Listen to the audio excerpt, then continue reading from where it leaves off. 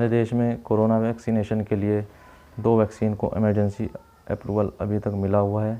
Vaccination में इन दोनों vaccine का इस्तेमाल किया जा रहा है, एक कोवैक्सीन और दूसरी कोविशील्ड।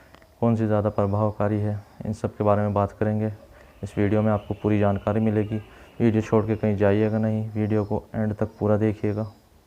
पिछली वीडियो में हमने आपको बताया था कोरोना वायरस के बारे में, जो कि अब अधिक ख़तरनाक हो चुका है पहले के मुकाबले, क्योंकि ये डबल म्यूटेंट वायरस है और इसकी जो है डेथ रेट ज़्यादा है, यानी मृत्यु दर ज़्यादा है, और इन्फेक्शन के फैलने की स्पीड भी बहुत ज़्यादा है।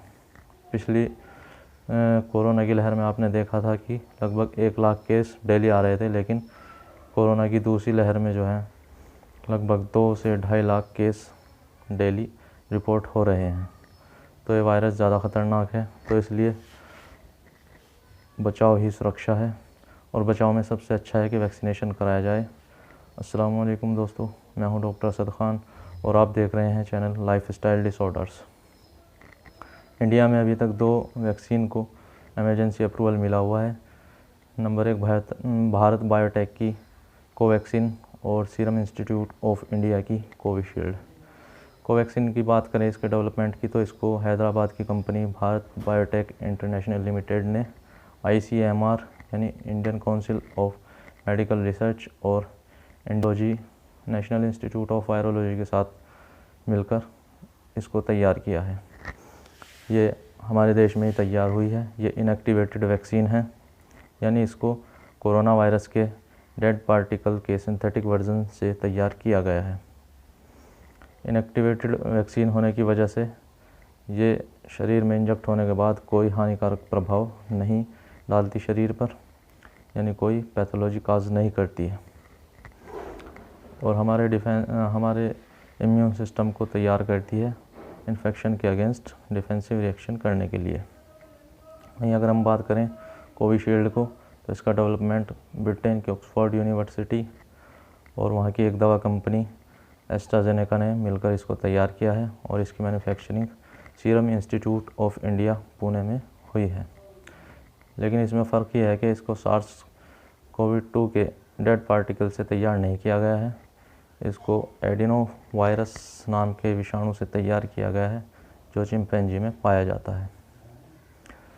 वैज्ञानिकों का मानना है कि ये मानव जाति के लिए ये वायरस ख़तरनाक नहीं है, इसलिए इसको मॉडिफाइड किया गया है कोरोना वायरस की स्पाइक प्रोटीन्स को ह्यूमन बॉडी में कैरी करने के लिए।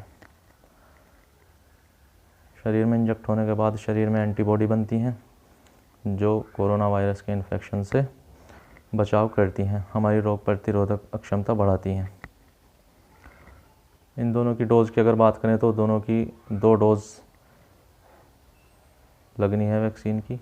0.5 ml की एक डोज़ है, और दोनों ही वैक्सीन की डबल डोज़ लगनी है। स्टोरेज की बात करें तो दोनों ही वैक्सीन को स्टोर करने के लिए 2 से 8 डिग्री सेंटीग्रेड तापमान चाहिए, जो कि कोल्ड चेन में आसानी से मिल जाता है। अभी तक जो भारत में वैक्सीनेशन हो रहा है, वो पहले फेज़ में तो जो है फ्रंटलाइन हेल्थ वर्कर्स को वैक्सीनेट किया गया था, जो कोरोना वायरस के अगेंस्ट काम कर रहे थे। फिर दूसरे फेज़ में 60 साल से ऊपर के लोगों को वैक्सीन लगाई गई, और अब तीसरे फेज़ में 45 साल से ऊपर के लोगों को भी लगाई जा रही है। यानी अब कोई 45 साल का एडल्ट जो है अपने नज़दीकी स्वास्थ्य केंद्र पर जाकर कोरोना वायरस की वैक्सीन लगवा सकता है। वैक्सीन लगवाने से पहले हमें कुछ सावधानियां बरतनी चाहिए। जैसे अगर हमने फर्स्ट डोज़ एक कंपनी की लगवाई है, यानी कोवैक्सीन की लगवाई है, तो दूसरी डोज़ भी हमें कोवैक्सीन की लगवानी चाहिए। पहली डोज़ किसी और कंपनी की या किसी दूसरी कंपनी की ना लगवाएं। ऐसा करने पर हानिकारक प्रभाव देखने में भी आ सकते हैं। इसके बारे में अभी रिसर्च बाकी है। कुछ और सावधानियां आपको बरतनी हैं, जैसे जो वैक्सीनेशन सर्टिफिकेट आपको मिलेगा उसको संभाल कर रखना है, बाद में वो आपके कहीं भी काम आ सकता है। खाली पेट वैक्सीन ना लगवाएं, डिहाइड्रेशन से बचें।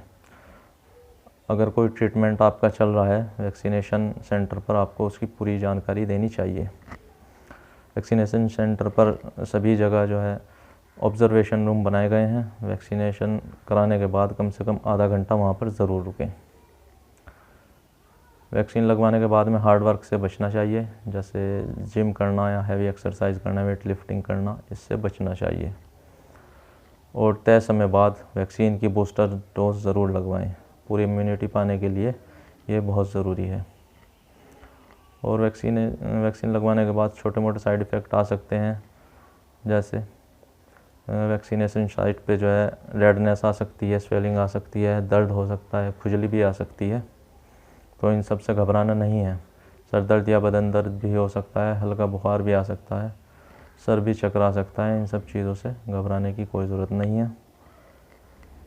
वैक्सीन जहाँ पे वैक्सीन लगाई जा रही है वहाँ पे वैक्सीनेशन के साथ साथ मेडिकेशन का भी प्रबंध होता है। अगर ऐसी कोई दिक्कत है तो आप मेडिकेशन ले सकते हैं। अब अगर बात करें वैक्सीन के साइड इफ़ेक्ट्स की, तो अभी तक हमारे देश में ऐसा कोई साइड इफ़ेक्ट देखने में नहीं आया है। यूरोपियन कंट्रीज़ में देखने में आया है कि वहाँ पे वैक्सीनेशन के बाद में ब्लड क्लॉटिंग की शिकायत आ रही है, जो कि हमारे देश में अभी तक देखने में नहीं आई है। अगर हम इसके बारे में बात करें तो वहाँ की ये आम समस्या है, वहाँ लोगों को वैसे भी ब्लड क्लॉटिंग होती रहती है। तो हमारे देश में अभी तक कोई गंभीर ऐसा साइड इफ़ेक्ट देखने में नहीं आया है। एज की बात करें तो कोवैक्सीन की जो निर्माता कंपनी है उसका कहना है कि 12 साल से ज़्यादा उम्र के लोग इसको लगवा सकते हैं। और कोविशील्ड की कंपनी का कहना है कि 18 साल से ऊपर के व्यक्ति इसको लगवा सकते हैं। अब हम बात करें कि किन लोगों को वैक्सीन नहीं लगवानी चाहिए, तो यहाँ पे थोड़ा सा आप ध्यान दीजिए कि जिन लोगों को एलर्जिक रिएक्शन है, किसी दवाई से एलर्जी हो जाती है या वैक्सीन के किसी घटक से एलर्जी है, तो वो ये वैक्सीन ना लगवाएं। प्रेग्नेंट लेडी भी ये वैक्सीन ना लगवाएं। ब्रेस्ट फीडिंग मदर यानी जो बच्चों को दूध पिला रही हैं वो माताएं बहनें भी इस वैक्सीन को ना लगवाएं। छोटे बच्चों को भी इस वैक्सीन से बचना चाहिए। वहीं जो वयस्क लोग किसी गंभीर समस्या से जूझ रहे हैं, जैसे हार्ट प्रॉब्लम से, और ब्लड थिनर का यूज़ कर रहे हैं यानी खून की पतली करने की दवाएं ले रहे हैं, उनको भी वैक्सीन से बचना चाहिए, ऐसा कंपनी का कहना है।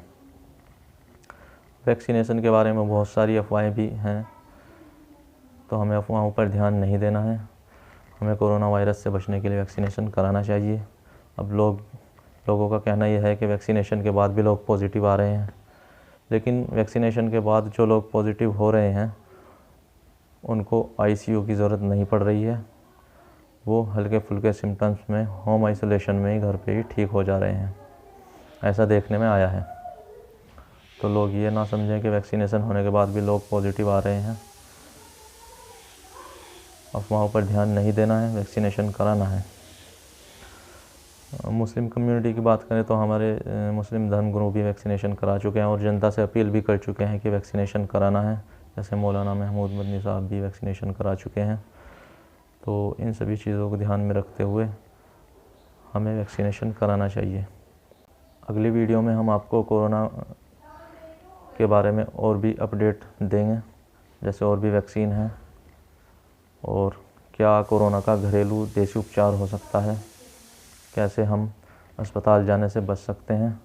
इन सब चीज़ों के बारे में हम आपको अगली वीडियो में बताएंगे। तब तक के लिए आप अपना ध्यान रखिए, घर पर रहिए, सुरक्षित रहिए, क्योंकि हालात देश में लगातार ख़राब होते चले जा रहे हैं।